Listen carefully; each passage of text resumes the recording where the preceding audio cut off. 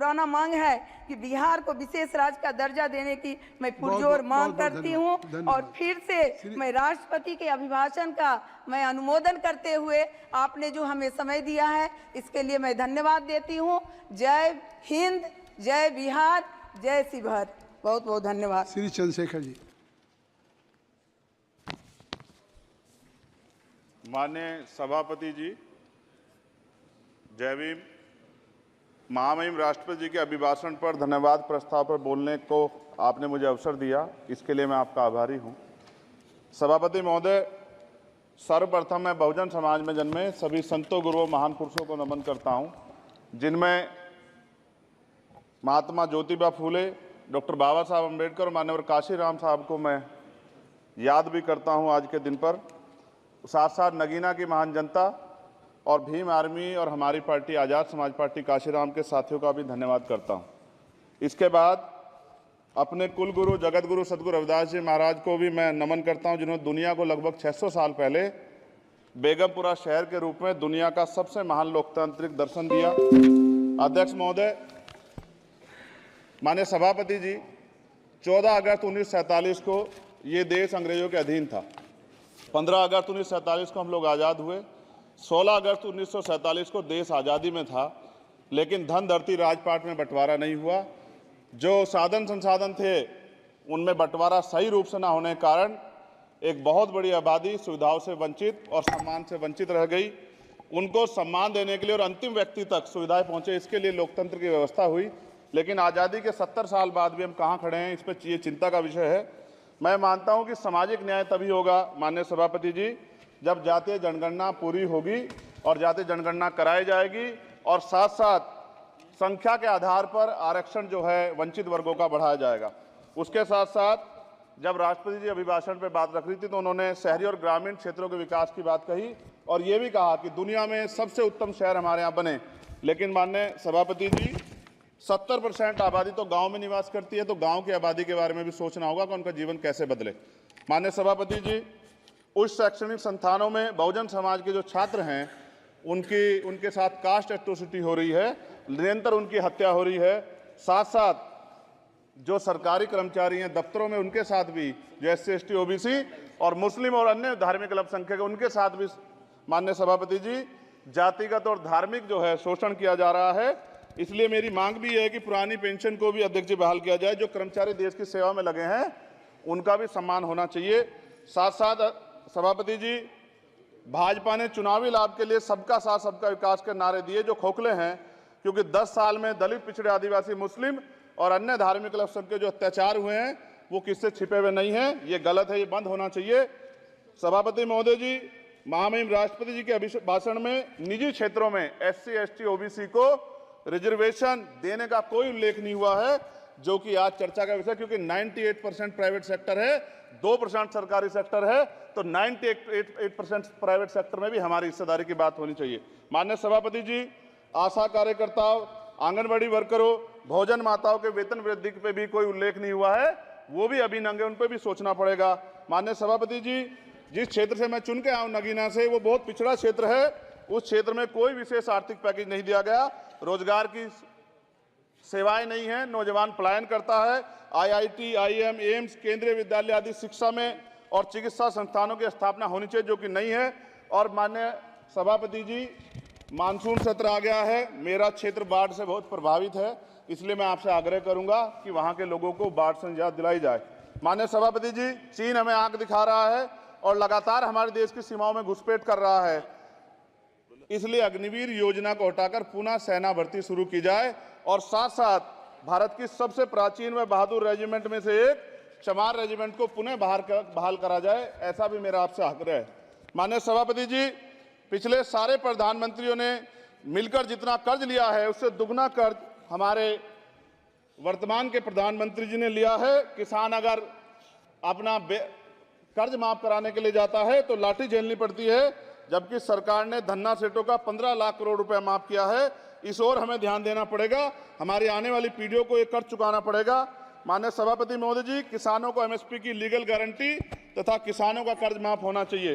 साथ साथ 2 अप्रैल 2018 को SC/ST के बच्चों पे बहुत बड़े पैमाने पे मुकदमे लगे थे। वो हमारी लड़ाई सही थी, ये सुप्रीम कोर्ट ने माना और बाद में सरकार ने माना। वो मुकदमे तुरंत वापस होने चाहिए। माननीय सभापति जी, प्रेस जो है उस पर भी शिकंजा कसा जा रहा है। जो पत्रकार सरकार खिलाफ बोलता है, नौकरी से हाथ धोना पड़ता है। और सोशल मीडिया हमारा हथियार है, उस पर तरह तरह के प्रतिबंध लगाए जा रहे हैं और विरोध करने वालों को सोशल मीडिया हैंडल भी सस्पेंड करा दिए जा रहे हैं। साथ साथ सभापति जी, पेपर लीक और परीक्षाओं के कैंसिल होने से देश के नौजवानों का भविष्य खतरे में है। नीट, यूपी सिपाही भर्ती सभापति जी और 69,000 शिक्षक भर्ती में आरक्षण घोटाला हुआ है। कोई पूछने वाला नहीं, खून के आंसू रो रहे हैं बच्चे, बेरोजगारी का दंश युवा झेल रहे हैं। इसलिए मेरा आग्रह है कि युवाओं के लिए कृपया समाप्त करें। चंद्रशेखर, माननीय सभापति जी, मैं पहली बार बोल रहा हूं, आप कहेंगे मैं बैठ जाऊंगा, मैं आपकी बात, मैं संवैधानिक मर्यादा का पालन करूंगा, मगर हम तो माननीय सभापति जी सुन ही रहे हैं। आप बोलिए, 1 मिनट। धन्यवाद, धन्यवाद। 1 मिनट और बोलिए। अध्यक्ष सभापति जी, नारी सम्मान की बात करने वाली सरकार, हमने मणिपुर देखा सर, हमने पहलवान बेटियों का हर्ष देखा सर, और हमने सर हाथरस की बेटी का हर्ष देखा सर, और हाथरस के परिवार को जो वादा किया था सरकार ने वो भी पूरा नहीं किया। और महिलाओं में भी, स्पेशली दलित, पिछड़े और मुस्लिम वर्ग की, आदिवासी वर्ग की महिलाओं के साथ आज भी NCRB का डाटा कहता है सर जो जुल्म हो रहा है वो सहनीय नहीं है सर। साथ साथ कोविड में तैरती, हमने कोविड में बहुत सुना सर, कोविड में तैरती लाशें भी गंगा में हमने देखी है सर, और मजदूरों का हाल भी हमने देखा है। सभापति जी, बस सब समाप्त कर रहा हूं। नोटबंदी पे छोटे मजले उद्योग की जो कमर टूटी वो भी हमने देखी है। सभापति जी, शैक्षणिक संस्थानों, विश्वविद्यालयों में, चिकित्सा संस्थानों में OBC ST के योग्य अभ्यर्थी को NFS करके जिस तरह निकाला जा रहा है, लेटरल एंट्री करके जिस तरह हमारे रास्ते बंद किए जा रहे, ये भी हम देख रहे हैं सभापति जी।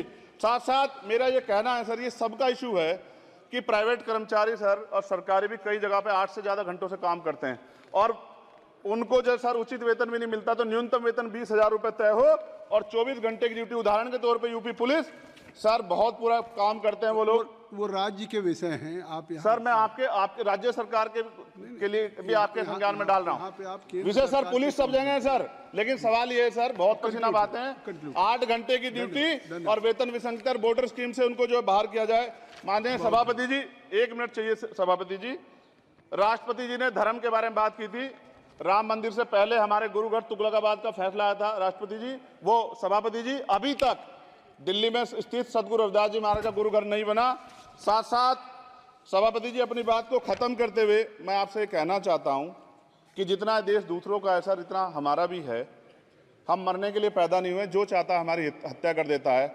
मूछें रखने पे, घोड़ी पे बैठने पे, मटकी छूने पे हमारी हत्या हो रही है। क्या बदला है सर 70 साल बाद भी? दलित, पिछड़े, मुसलमानों पे हिंसा नहीं रुक रही है सर। मेरा आपसे संरक्षण के साथ ये आग्रह है कि इन घटनाओं को रोका जाए और देश किसी की बपोती नहीं है। देश संविधान से चलता है सर और संविधान से चलेगा। संविधान छेड़खानी बर्दाश्त नहीं की जाएगी सर। धन्यवाद। जय भीम, जय Bharat.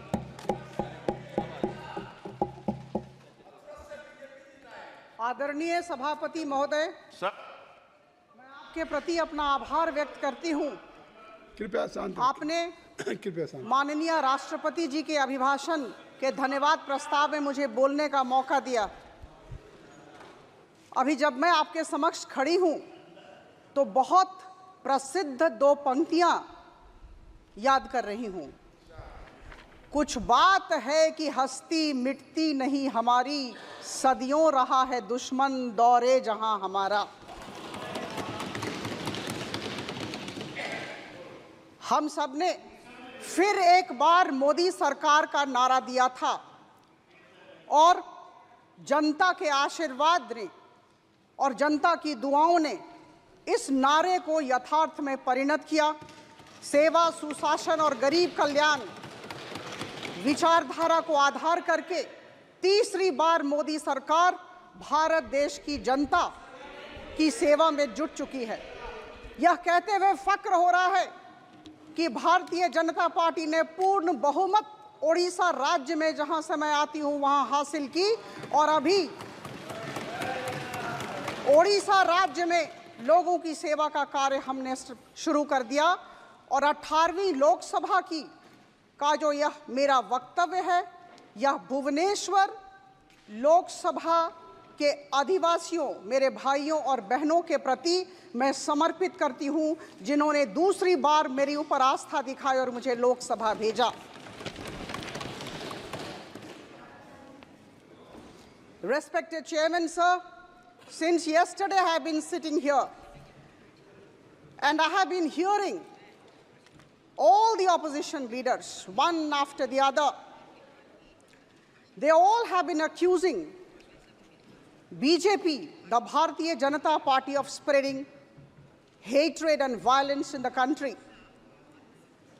Bharatiya Janata Party is being projected as a political party which has sinister designs and which is creating disharmony in the society.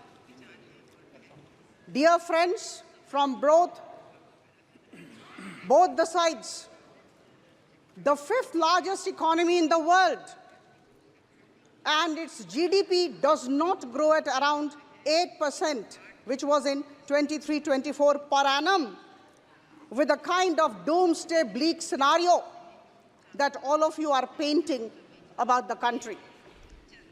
This happens, we become fifth largest economy and our GDP grows at around 8% because there is good governance in the country.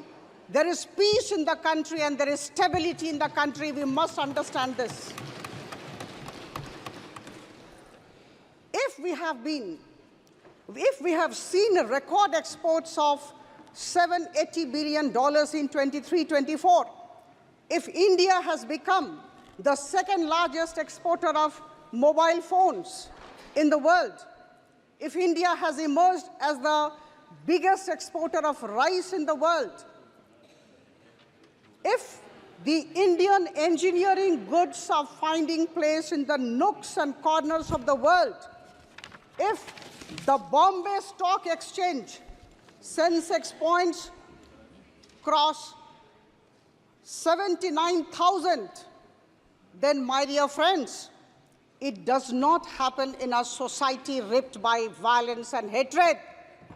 It happens in a society where there is strong, able, decisive, efficient government. And that is why we all need to acknowledge this particular aspect. Our government has been pursuing the setting up of IIMs, IITs, NISER, all across the country with, I would say, a single-minded devotion. The government has been spending around rupees 10 lakh crore on infrastructure development every year. And I must tell you that because of this infrastructure development focus, we have been able to get in a lot of private investments, and I'm delighted as a part of the government, as a part of Modi ji's team, that today 27% of the GDP is the private investment in our country. This particular figure, this 27%, was down by 6% in 2016. It's going up every day because we are trying to create a very positive environment in the country. Private investments are coming. Infrastructure development is taking place. There is a lot of stability, a lot of peace in the country. My dear friends, I have heard, in fact, I have been hearing all the while I've been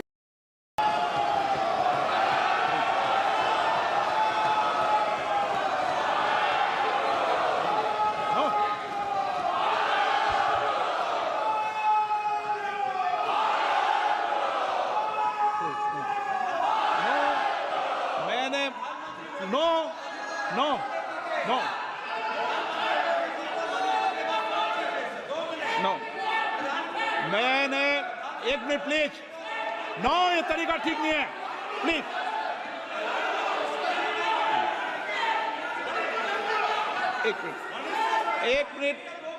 एक minute बैठिए please बैठिए एक minute बैठिए please बैठिए एक minute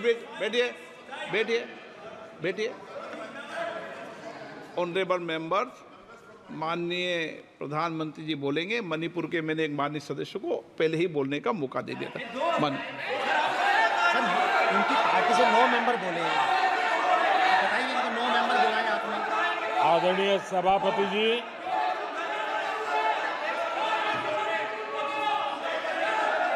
मैं राष्ट्रपति जी के